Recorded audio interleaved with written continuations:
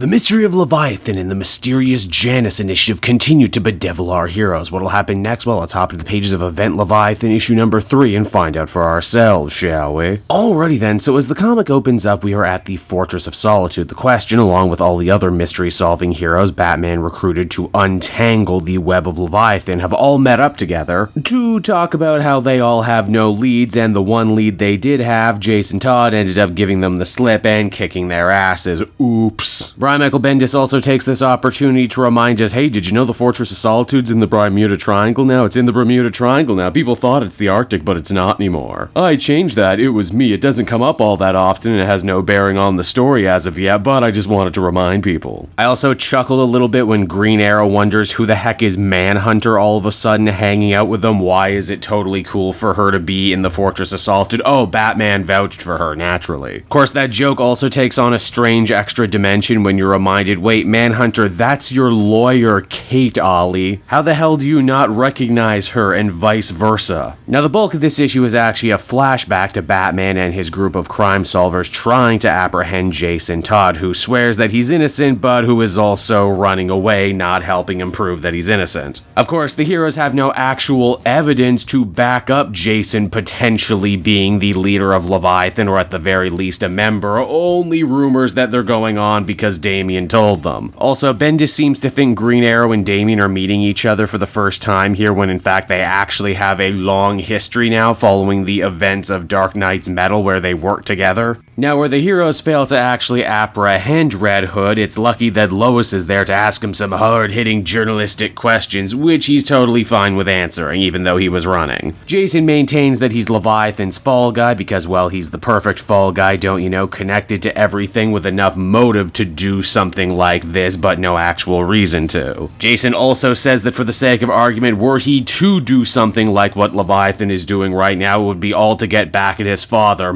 Fathers, yes. Maybe that means something, or maybe it means absolutely nothing. It's a weird thing to pick up on and run with, but okay. Also, Red Hood is only able to have this casual conversation with Lois because Green Arrow actually goes out of his way to stall up Batman and Damian, which you think would end up being a much bigger deal than it actually is in the story, but it just isn't for some reason. So yeah, we're halfway through this big mystery story and our heroes don't know anything about anything. They do, however, wonder that perhaps if Amanda Waller is actually at the center of all of this. After all, it's suspicious that she's still alive, even though so many of her enemies and rivals have all either died or disappeared. In fact, she too has disappeared. She was supposed to be at the Fortress of Solitude, but now she's gone, leaving nothing but a high-tech listening device behind. That also means she's been listening in on the Justice League's entire conversation right now, and it's only once they discover that fact that Waller decides to move. Indeed, Leviathan was gunning for her, and their strange red-faced leader is waiting outside. Waller says that she's finally managed to solve the case and figure out exactly who he is, but doesn't bother to tell anyone. Red-faced guy is also sure to mention the Janus initiative once again. What does it mean? Is it part of his plan? I don't know. All I know for certain, though, is that Leviathan might just have gotten away with it too, were it not for the fact that Superman chooses now to return from off-world to help Waller as the comic comes to a close. And so that was Event Leviathan issue number 3, everybody. The big mystery series where the clues don't matter, the heroes don't know anything when they're not acting completely out of character, and where the villains and threats are so vague and so nebulous they might as well be completely non-existent, am I right?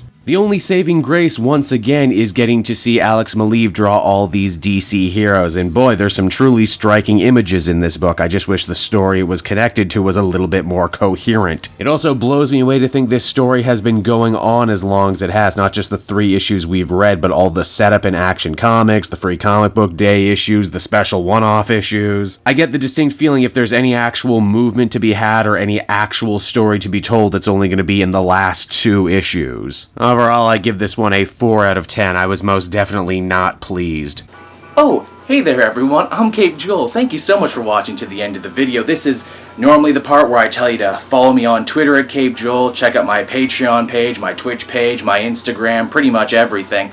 Don't really have much of a format for this one. Someone just told me that I should change up these outros to keep them from getting stale, and that's what I'm doing. I got a new hoodie. There's other videos you can watch if you want them. don't really know where I'm going here. Working without a net. So thank you for watching. That's appreciated. Maybe give me a like, a subscribe, smash a button if there's a smashable button around. That would be most appreciated. And yeah, did I mention I got a new hoodie? Bye everyone. Also, smack things. Smack some. Yep, that's what I do. That's my thing. Yep. Bye.